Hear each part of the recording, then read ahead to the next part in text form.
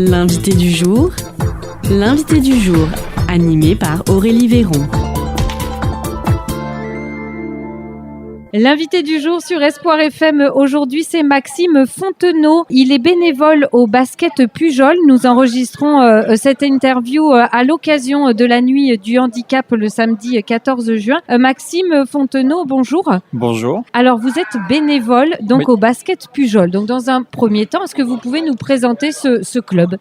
Eh ben, écoutez, moi je vais pouvoir vous présenter le basket pujolais sur ce que je peux connaître parce que je suis arrivé il y a pas longtemps sur la région. Donc c'est un club qui est en entente avec Villeneuve-sur-Lot sur la partie sur les plus différentes équipes engagées dans les compétitions. Et depuis octobre dernier, du coup, le président, Patrick Delpech, veut lancer une section baskin. Donc le baskin, c'est du basket inclusif. Ça veut dire que des personnes en situation de handicap et les personnes valides jouent ensemble sur le terrain en même temps, du coup. Et en fait, ce sport intègre des règles pour que tout le monde se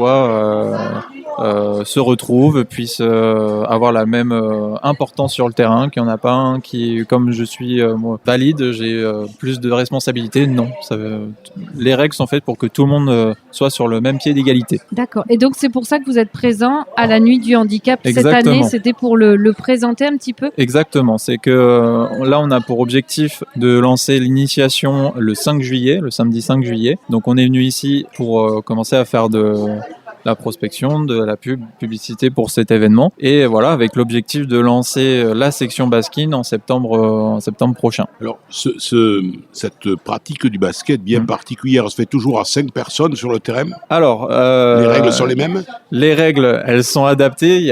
On garde la même logique interne du basket classique, le sport qu'on connaît tous à la télé, sauf que va y avoir des variantes. C'est que comme on intègre des personnes en situation d'handicap, les règles sont faites pour que eux ils soient pas frustrés des règles classiques du basket. Exemple classique, c'est par exemple pour les marchés. Nous on sait que pour une personne valide c'est 2 pas. Ben là on va leur autoriser par exemple 6 pas pour pas qu'il y ait que ça soit non plus trop strict pour eux. Et après en fait sur le terrain va y avoir 5 joueurs et en fait il y a une zone qu'on appelle la zone des pivots, la zone protégée, c'est pour les personnes qui sont à mobilité réduite. Donc c'est vraiment donc on sera 6 sur le terrain. Et en fait faut vous dire que c'est assez compliqué comme sport, hein. Il va y avoir beaucoup de règles, beaucoup de choses à dire. On a tous un rôle. En fait ça va du rôle 1, ça veut dire que c'est le moins de mobilité sur le terrain, au rôle 5 où on est le joueur le plus autonome, par exemple. C'est le rôle 5, c'est souvent des basketteurs aguerris. Et du coup, ça va de rôle 1 à 5. Et sur le terrain, il faut qu'il y ait un nombre à additionner. Il faut que le score total fasse 23. Donc après, on gère en fonction du nombre de personnes. La taille du terrain est la même. La taille du terrain est la même. La hauteur des panneaux est la même. Alors, la hauteur des panneaux est la même sur les paniers classiques. C'est les paniers qui sont sur un terrain de basket classique. Nous, on va rajouter au niveau de la ligne médiane où les joueurs font l'entre-deux quand ils sautent. Sur les extrémités, c'est là où on met la zone du pivot. Et à ce moment-là, on a adapté un panier avec un panier qui est assez haut et un panier un peu plus bas qui est à peu près à 1 mètre à peine du sol. Et en fait, c'est pour les personnes qui ont des difficultés. Alors, soit à cause au niveau moteur, c'est qu'il y a des difficultés au niveau du tonus musculaire. On peut avoir la fonction, par exemple, que du poignet. Et on n'a pas à aller trop au-dessus. Pour les personnes en fauteuil aussi, ça peut être compliqué. Donc, c'est pour ça qu'on adapte ça. Donc, ça veut dire que sur le terrain, il y a des personnes en fauteuil et des personnes pas en fauteuil. Exactement. Aussi. D'accord. Oui. Mais sauf que les personnes en fauteuil seront dans cette zone protégée. Ça veut dire que nous, en tant que joueurs valides, où on peut courir, notre but, c'est soit d'aller marquer sur le panier classique, soit d'aller donner le ballon à ces joueurs en fauteuil roulant. Et une fois qu'on a donné le ballon, ils ont 10 secondes pour tirer, mais ils n'ont pas de défense sur eux. Oui, c'est assez compliqué. Ah oui, c'est très compliqué. Et puis là, je n'ai pas la plaquette pour vous illustrer le terrain parce que c'est plus facile à voir une fois qu'on a le schéma complet. C'est vrai que c'est pas un sport facile, mais c'est quand on a envie d'intégrer quelque chose quand on veut faire de l'inclusif, c'est jamais très facile non plus.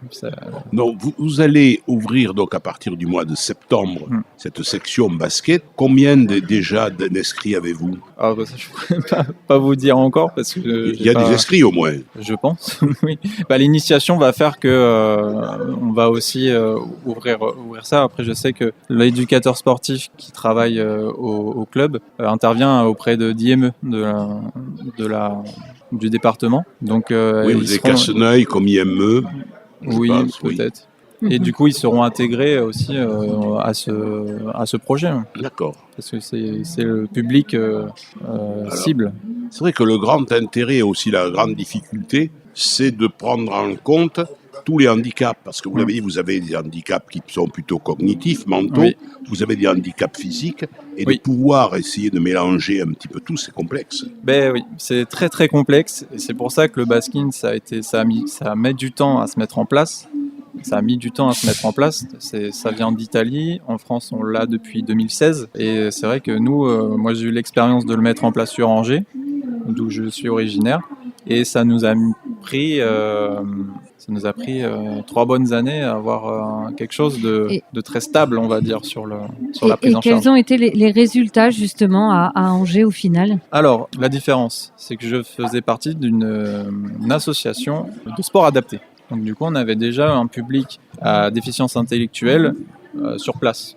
Donc, c'était facile d'avoir des gens qui venaient par curiosité et c'est vraiment le sport qui amène beaucoup de monde. Parce que les parents peuvent jouer avec leurs enfants, donc tout de suite ça fait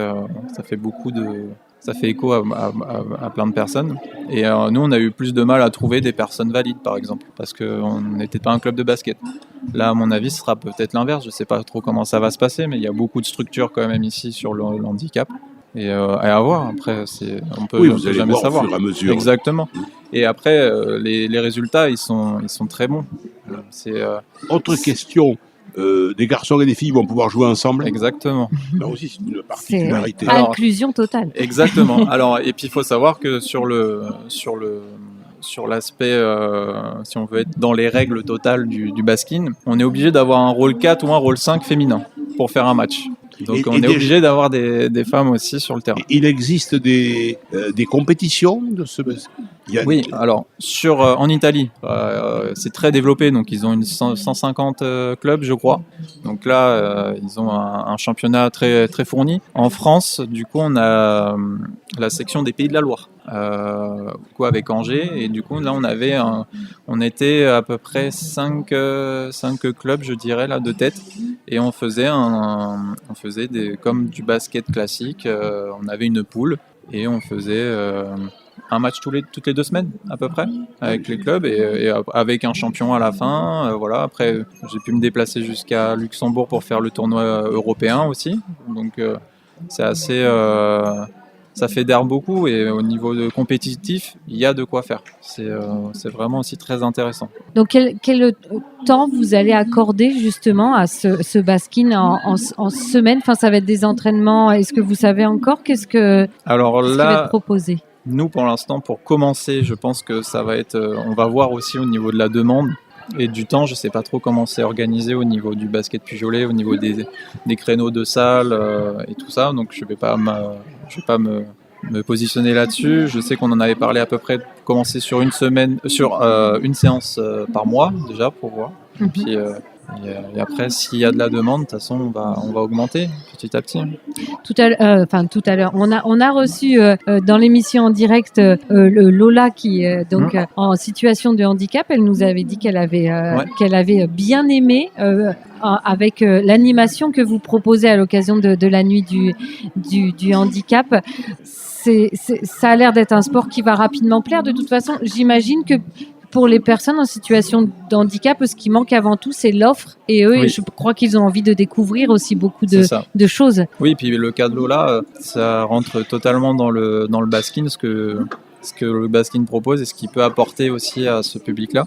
Et là, elle est venue sur le stand, elle était toute joyeuse. Et c'est ce qu'on recherche et ce qu'on a trouvé, nous aussi, sur Angers. C'est vraiment le ressenti qu'on a eu, c'est cette joie qu'ont que tous les joueurs en finale ont à jouer ensemble. Et je pense que Lola, elle va s'amuser de plus en plus avec nous. Ouais. Et est-ce que les Jeux olympiques, paralympiques, justement, c'est un tremplin pour ce genre d'activité, de sport inclusif?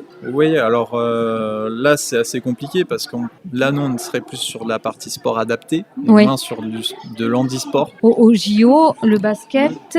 Le basket, c'est du basket fauteuil. C'est fauteuil, c'est ça, ouais. D'accord. On voit moins sur la partie des JO tout ce qui est déficience intellectuelle, troubles cognitifs. Oui, il y a moins, c'est vrai. L'inclusion, on la voit pas. Handicap elle est physique, vraiment, c'est pareil. Il y a souvent du physique. Il y a les valides et puis ceux qui ne le sont pas. Ouais. Exactement. Et puis le handicap, c'est souvent du moteur qu'on va voir. C'est rarement, je me trompe peut-être, mais là, au JO de Paris, j'en ai pas vu beaucoup être représentés en tout cas. Mais en tout cas, est-ce que cet événement, c'est l'occasion pour des personnes en situation de handicap d'aller voir les clubs? Est-ce que vous l'avez ressenti? Au niveau du... je pense que c'est toujours un tremplin, comme pour les JO classiques. On voit très bien, les Léon Marchand qui ont gagné, ça a dû... faudra voir après sur les années, mais ça a dû augmenter le nombre de licenciés. Peut-être que là, avec notre championne de boccia, ça a peut-être aussi lancé une vocation à ça, de se dire au final on est capable de faire. C'était très bien réalisé les JO de Paris, donc ça a aussi montré que en fait ils n'étaient pas sans rien ces personnels qui étaient capables et qui avaient vraiment un aspect physique aussi, quoi. Et puis là, rappelons-le, c'est du sport inclusif, donc ça veut dire qu'on est tous ensemble aussi, valides ou pas. Donc c'est aussi une autre chose, une autre expérience. Oui, et moi ce que j'aimerais dire aussi, c'est que si on est valide, il ne faut pas avoir peur d'y aller. C'est que souvent, on sait qu'on a peur parce qu'on ne connaît pas l'handicap, on ne connaît pas les pathologies, tout ça. Et c'est vraiment, on en ressort grandi de cette expérience. Et si on cherche même l'aspect physique, l'aspect compétition, on peut s'y retrouver aussi. On bouge tout autant? Oui. Ah oui. Ouais. Si on a envie, de se donner à fond en tant que valide, on peut aussi être fatigué après un match. Oui, on peut. C'est parce qu'on a le rôle aussi de guide et au final, on est à courir tout le temps sur le terrain pour les guider, hein, nos coéquipiers qui sont rôle 3 par exemple, on court derrière eux, on fait allez on y va, et à force il y a tout un travail d'entraînement, exactement, de motivation, et de cohésion. La cohésion du groupe, doit être assez importante aussi, j'imagine. Ouais, mais c'est assez facile. C'est très facile. D'accord. C'est très facile à vivre.